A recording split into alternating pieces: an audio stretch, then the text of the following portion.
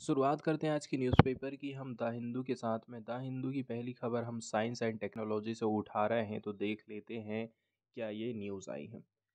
Science की पहली news काफ़ी एक बड़ा क्रांतिकारी कदम माना जा रहा है लैंग्वेज के ट्रांसलेशन के मामले में। आप अच्छी तरह से जानते हैं, यदि आप हिंदी मीडियम वाले छात्र हैं तो आपको कितनी ज़्यादा प्रॉब्लम जाती है द हिंदू को पढ़ने के लिए, या फिर अदर भी कोई भी न्यूज़ आपको अच्छी सी देखना है, एडिटोरियल पढ़ना है, कोई डिस्कशन देखना है, तो आपको इंग्लिश में ही ज़्यादातर चीज़ें मिलती हैं।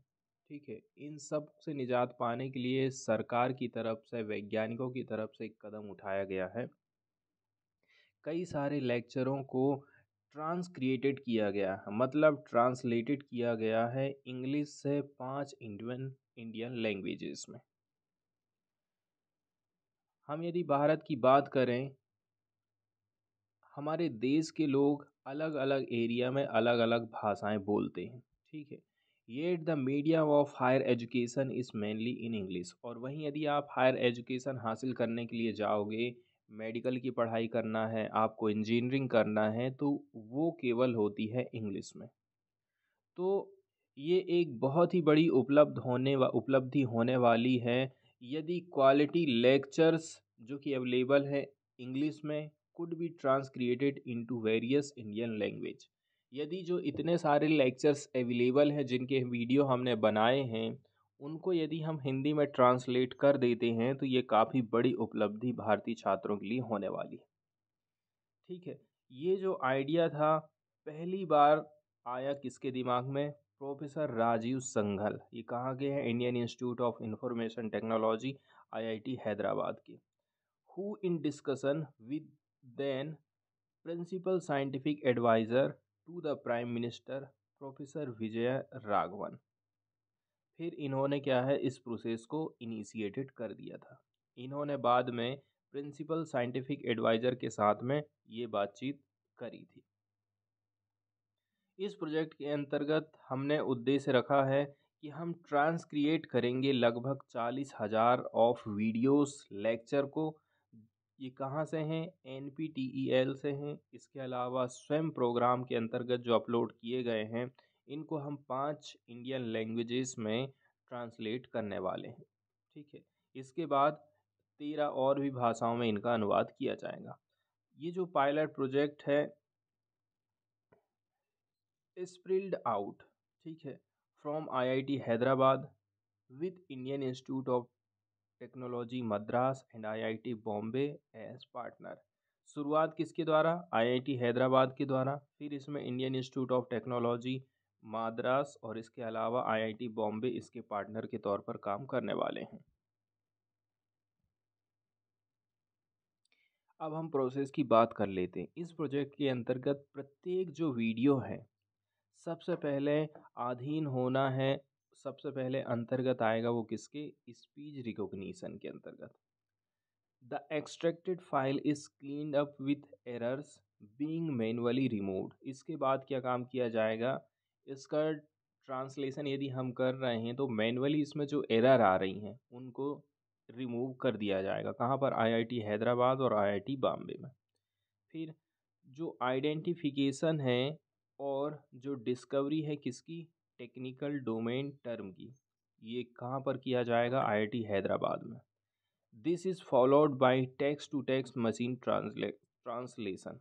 ठीक है, इसके बाद क्या होना है? Text to text machine translation होना है, carry out at the IIT Hyderabad and IIT Bombay. इसके बाद इसमें जो भी गलतियां निकल कर के सामने आएंगी उनको मैन्युअली तौर पर एरर करेक्शन किया जाएगा IIT मद्रास और IIT हैदराबाद में। फिर ये जो ट्रांसलेटेड करेक्टेड टेक्स्ट है, स्पीच है, इसको सिंथेसाइज किया जाएगा कहाँ? IIT मद्रास में, जहाँ पर speech is made to synchronise with the lip movement. अब इसके बाद जो भाषण यहाँ पर दिया जा रहा है वो भाषण लिप मूवमेंट के साथ साथ में, आपने उसको ट्रांसलेट तो कर दिया है, लेकिन जैसे आप इंग्लिश बोल रहे थे तो लिप का भी जो आपका मूवमेंट रहेगा, ऐसा नहीं है कि आगे पीछे हो जाएगा, उसका भी यहाँ पर ध्यान रखा जाएगा।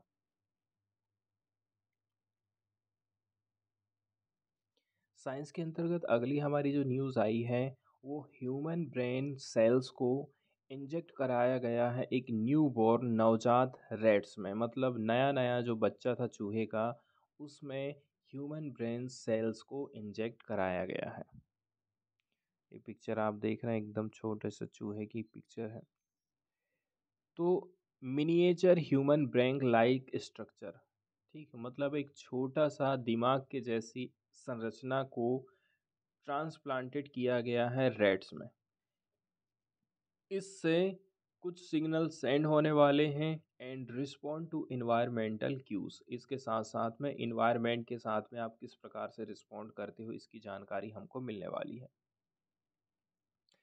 वैज्ञानिक लोगों ने ग्रो किया था structure of human stem cells को। इसके बाद इन्होंने इनको इंजेक्ट किया था किसमें, brains of the newborn red pups. 6 महीने के बाद आप ये देखोगे ये जो दिमाग की सेल स्थापित करी हैं पूरी तरह से इंटीग्रेटेड हो गई थी रैट के ब्रेन्स में। The approach could lead to a way to test therapies for human brain disorder. इस थेरेपी का उपयोग किया जा सकता है ऐसे व्यक्तियों के ऊपर जिनको ब्रेन डिसऑर्डर की बीमारियां चल रही हैं, है ना, उनके मस्तिष्क में यदि सुधार करना है तो इस प्रकार से स्टेम सेल्स का ट्रांसप्लांट करेंगे तो कितना सक्सेस होगा। लेकिन एक बार कुछ एथिकल कंसर्न यहाँ पर बताया जाता है, यदि हम रोडेंट ह्यूमन हाइब्रिड वाला ये जो ट्रांसप्लांट किए हैं इससे एनिमल को नुकसान पहुंच सकता है। इसके बाद वाली जो न्यूज़ हम देखने वाले हैं साइंस की, वो मार्स प्लैनेट से रिलेटेड है, मतलब मार्स मार्स मतलब मंगल ग्रह से संबंधित हम जानकारी अभी साइंस की डिस्कस करने वाले हैं। मार्स को लगभग लगभग पृथ्वी के समरूप ही माना जाता है, इसलिए वैज्ञानिक लोग ज़्यादातर ना मंगल ग्रह की खोज में जुटे हुए हैं ताकि वहाँ पर जीवन की तलाश लगाई जा सके। ठीक है। मार्स ग्रह, नॉर्मली जब आप मार्स का पिक्चर देखते हो तो ये लाल दिखाई देता है, इसीलिए हम इसको लाल ग्रह भी बोलते हैं, रेड प्लैनेट कहा जाता है। और इसका जो कलर है आयरन ऑक्साइड के चलते चलते लाल हो गया है। जिस प्रकार से पृथ्वी में उत्तरी और दक्षिणी ध्रुव हैं, यहाँ पर भी दो ध्रुव हैं। इसकी जो कक्षा तली है 25 डिग्री के कोण पर झुका हुआ, जिस प्रकार से हमारी जो पृथ्वी है 23.5 डिग्री झुकी हुई है, इसका भी जो कक्ष है वो इसका 25 डिग्री झुका हुआ है। इसके कारण यहाँ पृथ्वी के समान ऋतु में चेंजेस होने लगता है। वहीं यदि हम बात करें इसके दिन का जो मान है और अक्ष का झुकाव बिल्कुल पृथ्वी के समान पर ही है। ठीक है, अपनी धुरी पर 24 घंटे में एक बार चक्कर पूरा लगा लेता है। इसके दो प्लैनेट हैं, दो क्या है, चंद्रमा है, फोबोस और डीमोस।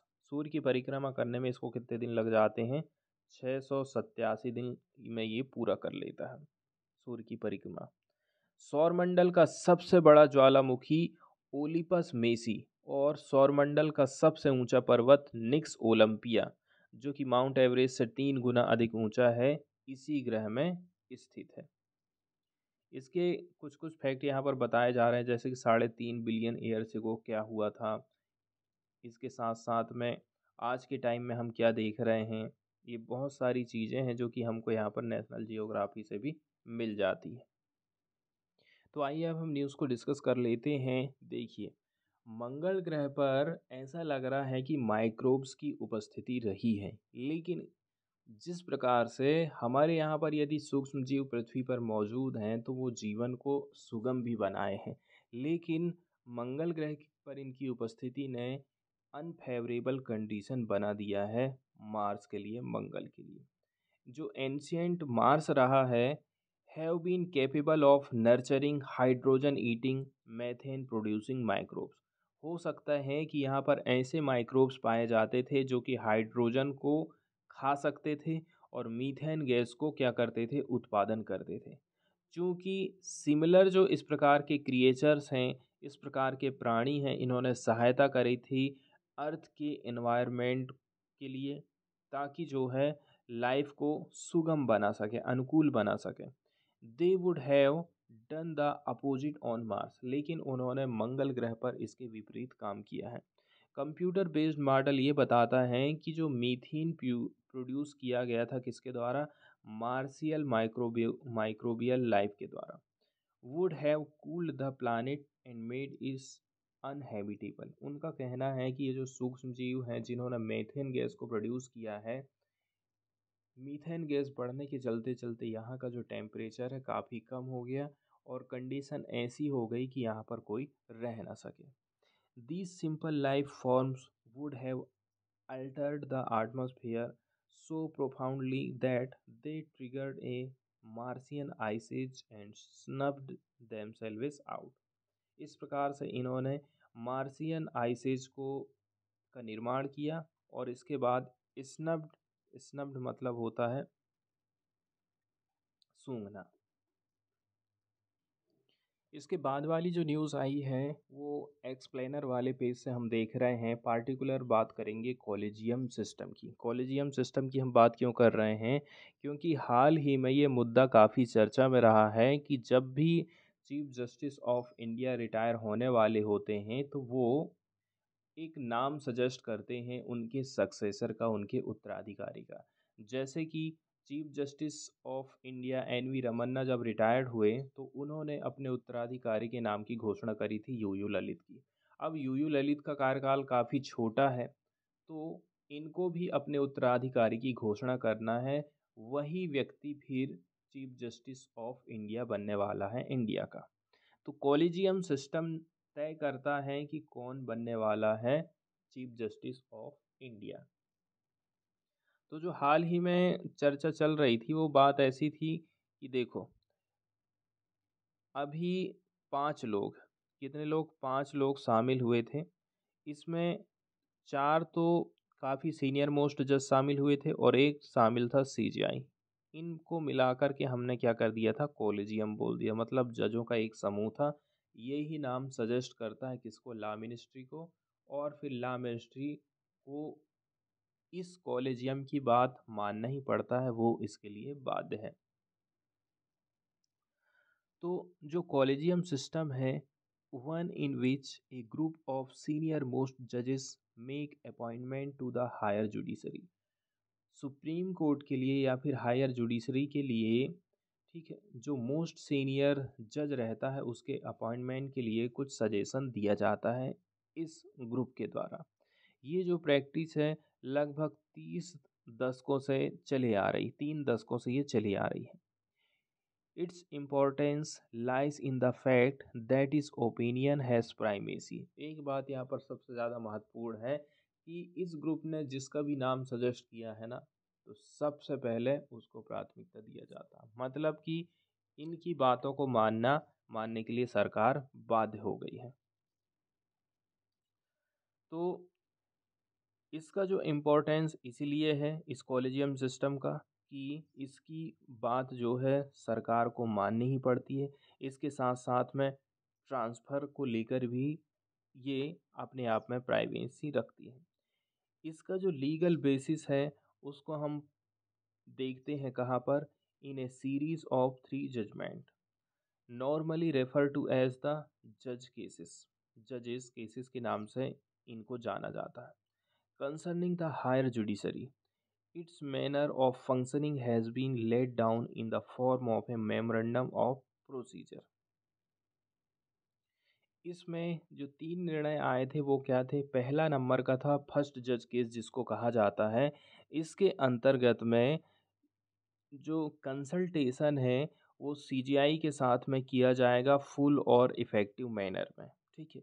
इसके बाद में एक और डिसीजन आता है, एक और सुनवाई होती है सेकंड जज केस जिसको कहा जाता है। तो इसने इंट्रोड्यूस किया था कॉलेजियम सिस्टम को 1993 में, जिसने क्या कहा था कि जो सीजीआई है इसको कंसल्ट करना पड़ेगा कॉलेजियम के साथ में। इस कॉलेजियम ने वो खुद शामिल होगा, इसके साथ साथ में 2 सीनियर मोस्ट जज शामिल होने वाले हैं, कहाँ पर, सुप्रीम कोर्ट में, ऑन जुडिशियल अपॉइंटमेंट। फिर इसके बाद थर्ड जज केस आता है 1998 में, which was a presidential reference, जिसमें प्रेसिडेंस को रेफरेंस भी दिया जाता है। Expanded the collegium to its present composition of CGI. पहले जो हम कह रहे थे सीजीआई रहेगा, इसके साथ साथ में 2 जज और रहेंगे, तो उसको बढ़ा कर के क्या कर दिया गया था, सीजीआई रहेगा और 4 काफ़ी सीनियर सीनियर जज मिल कर के इस कॉलेजियम का निर्माण करते हैं। तो देखिए इसमें भी कुछ नई बातें हमको सीखने को मिलती हैं, जैसे कि हमारे यहाँ पर जो राष्ट्रपति होता है, ठीक है, और मान के चल लीजिए संसद ने किसी बिल को पास करा के राष्ट्रपति के पास सिग्नेचर के लिए भेजा है, ठीक है। सिग्नेचर के लिए यदि इसके पास भेजा है, पहली बार में ऐसा लग रहा है राष्ट्रपति को कि नहीं इसमें कुछ सुधार की ज़रूरत है, फिर से मैं इसको वापस भेज देता हूँ, ठीक है। ठीक इसी प्रकार से जो लॉ मिनिस्ट्री होती है, लॉ मिनिस्ट्री के पास ये प्रपोज़ल भेजा जाता है कि हम इनको सीजीआई बनाना चाहते हैं। लॉ मिनिस्ट्री यदि इसको वापस फिर से भेज देती है कि आप रिकंसिडर करिए, तो हो सकता है ये जो कॉलेजियम सिस्टम है उसके नाम को चेंज कर दें, या फिर जैसे कि वैसे ही जिसको वो बनाना चाहती हैं वही बना करके उसी को ही बोल दें कि नहीं हम इसको ही बनाएंगे। तो इस बार लॉ मिनिस्ट्री बाइंडिंग हो गई है कि उसको कॉलेजियम सिस्टम की डिसीजन को मानना ही पड़ने वाला है। यहाँ पर जो कॉलेजियम सिस्टम का की आलोचना करी जाती है वो ऐसी है कि यहाँ जो भी डिसीजन लिया जा रहा है उसमें पारदर्शिता की कमी होती है, ठीक है। इस प्रकार के आरोप कॉलेजियम सिस्टम के ऊपर लगाए जाते हैं। वो अपने हिसाब से काम करते रहते हैं, अपने हिसाब से वो सीजीआई का चयन करते रहते हैं। इसके बाद हम चलते हैं साउथ की तरफ और साउथ की टीम्स को डिस्कस कर लेते हैं। यहाँ पर एक फ्लावर है नीलाकुरिंजी, इसकी 6 वैरायटी को आइडेंटिफाई किया गया है कहाँ पर, संथ संथानपारा रीजन ऑफ वेस्टर्न घाट। तो भारत का जो वेस्टर्न घाट्स है, यहाँ पर आप देख रहे हैं लोग पिक्चर खिंचवा रहे हैं और ये जो फूल है इसी फूल की यहाँ पर वैरायटी की बात करी गई है। अब चूंकि हम देख रहे हैं जैसे जैसे फूल खिलते जा रहे हैं नीलांकुरिंजी के on a vast area of Kalipara hills, Kalipara hills में ये फूल खिलते हैं। ये पड़ता है सांथानपारा इडुक्की केरला में, ठीक है। लोगों की भीड़ भाड़ यहाँ पर बढ़ जाती है। एक एक्सपर्ट टीम ने आइडेंटिफाई करी है 6 variety of the plant across the region. इस पूरे क्षेत्र में 6 अलग अलग किस्म के ये फूल पाए जाते हैं। टीम में बताया गया है कि कौन कौन लोग शामिल थे। इन्होंने हाल ही में आइडेंटिफाई करा है इस प्लांट की वैरायटीज़ को। उनका कहना है ये जो फ्लावर्स हैं that are on bloom now belong to Strobilanthes kunthiana variety. किससे बिलोंग कर रहे हैं, अभी जो हाल ही में फूले हैं इसका वैज्ञानिक नाम यहाँ पर दिया गया।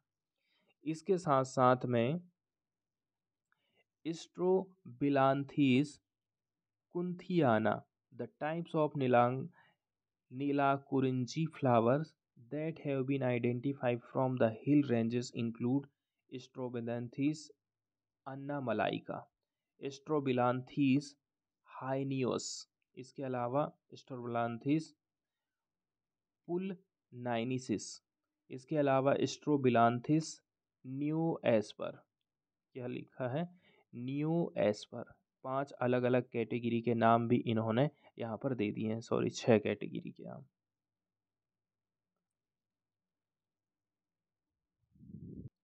इसके बाद वाली न्यूज़ हम देखने वाले हैं भारतीय राष्ट्रीय हरित अधिकरण या फिर प्राधिकरण के बारे में। इंग्लिश में हम इसको एनजीटी बोलते हैं, national green tribunal. National green tribunal NGT की स्थापना 18 अक्टूबर 2010 को की गई थी, नेशनल ग्रीन ट्रिब्यूनल एक्ट 2010 के माध्यम से। एनजीटी की स्थापना के साथ ही भारत स्पेशलाइज्ड इन्वायरमेंटल ट्रिब्यूनल स्थापित करने वाला दुनिया का तीसरा देश बन गया और विकासशील देशों की कैटेगरी में पहले नंबर पर आता है। इससे पहले केवल ऑस्ट्रेलिया न्यूजीलैंड में ही इस प्रकार की किसी बॉडी का निर्माण किया गया था। एनजीटी की स्थापना इसलिए करी गई थी ताकि पर्यावरण से संबंधित जितने भी केसेस चल रहे हैं उनको हम तेज़ी से निपटा सकें, जिससे देश की अदालतों में जो मुकदमे की लंबी लाइन है उसको हम ख़त्म कर सकें। एनजीटी का जो हेडक्वार्टर है दिल्ली में है, इसके अलावा 4 क्षेत्रीय कार्यालय भोपाल, पुणे, कलकत्ता और चेन्नई में बनाए गए हैं। राष्ट्रीय हरित अधिकरण अधिनियम क्या कहता है? यदि इसके पास किसी भी प्रकार का केस आया है तो इसको 6 महीने के भीतर में ही निपटाना रहेगा। इस एनजीटी की संरचना की बात करें तो एक इसमें अध्यक्ष रहेगा, कुछ न्यायिक सदस्य और कुछ विशेष ज्ञान रखने वाले सदस्य भी शामिल होते हैं। वे 3 साल की अवधि या फिर 65 साल की आयु तक, जो भी पहले हो जाए, पद पर नियुक्त होते हैं और फिर से ये दोबारा पुनर्नियुक्त नहीं किए जा सकते। अध्यक्ष की नियुक्ति भारत के मुख्य न्यायाधीश के परामर्श से केंद्र सरकार करती है। न्यायिक और विशेषज्ञ सदस्यों की नियुक्ति के लिए केंद्र सरकार द्वारा एक चयन समिति बनाई गई है। वही समिति बताती है कि इसके सदस्य कौन कौन रहेंगे। ये जरूरी है कि अधिकरण में कम से भी कम 10 और ज़्यादा से ज़्यादा 20 पूर्णकालिक न्यायिक सदस्य और विशेषज्ञ सदस्य होने चाहिए। शक्ति और अधिकार क्षेत्र की बात करें ना, तो इसका जो न्याय क्षेत्र है काफ़ी विस्तृत है। ये वो इस सारे मामले की सुनवाई कर सकता है जिसमें डायरेक्ट या इनडायरेक्ट रूप से पर्यावरण जुड़ा हुआ है। इसमें पर्यावरण से संबंधित कानूनी अधिकारों को लागू करना भी शामिल हो जाता है।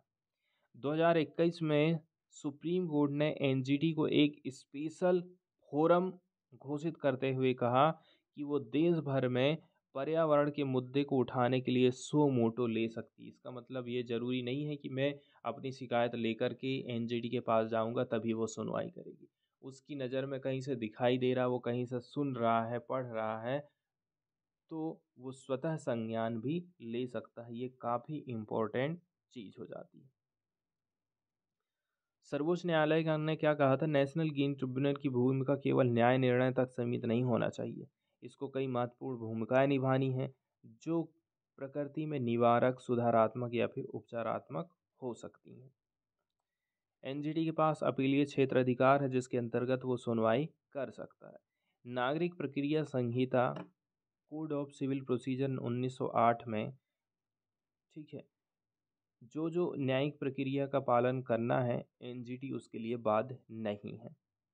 किसी भी आदेश, ठीक है, किसी भी आदेश को देते समय ये जरूरी है कि एनजीटी उस पर सतत विकास, सस्टेनेबल डेवलपमेंट, प्रिकॉशनरी और पोल्यूटर पेस आदि का सिद्धांत लागू करे। वहीं यदि हम बात करें एनजीटी के नियम कानूनों का पालन यदि नहीं किया जाता है तो दंड का प्रावधान भी रखा गया। ठीक है, 3 साल की जेल हो सकती है। आर्थिक दंड 10 करोड़ रुपए तक बढ़ाया जा सकता है। कारावास और आर्थिक दंड दोनों ही लगाए जा सकते हैं। एनजीटी पर्यावरण से संबंधित 7 कानून है जिसके अंतर्गत सुनवाई कर सकता है, जैसे कि जल प्रदूषण अधिनियम 1974, जल प्रदूषण निवारण और नियंत्रण उपकर अधिनियम 1977, वन संरक्षण 1980, वायु प्रदूषण निवारण नियंत्रण अधिनियम 1981, पर्यावरण संरक्षण अधिनियम 1986, पर्यावरण संरक्षण अधिनियम 1900, इसके अलावा जैव विविधता अधिनियम 2002। उपरोक्त कानूनों के अंतर्गत सरकार द्वारा लिए गए किसी भी निर्णय को एनजीटी के समक्ष चुनौती दिया जा सकता है। न्यूज़ की यदि हम बात करें तो पार्टिकुलरली उतनी कोई विशेष न्यूज़ तो नहीं आई है, लेकिन कर्नाटक के ऊपर वेस्ट मैनेजमेंट को लेकर के एनजीटी ने 2900 करोड़ रुपये का फाइन ठोका है क्योंकि वो कचरे का प्रबंधन नहीं कर पाई थी। नेशनल ग्रीन ट्रिब्यूनल ने इम्पोज किया है इन्वायरमेंटल पेनाल्टी 2900 करोड़ रुपये की कर्नाटका की सरकार के ऊपर, क्योंकि ये सरकार फेल हो गई थी। ये मैनेज नहीं कर पा रही थी सॉलिड और लिक्विड वेस्ट मैनेजमेंट को, काजिंग हार्म टू इन्वायरमेंट, और इससे पर्यावरण को नुकसान पहुंच रहा था।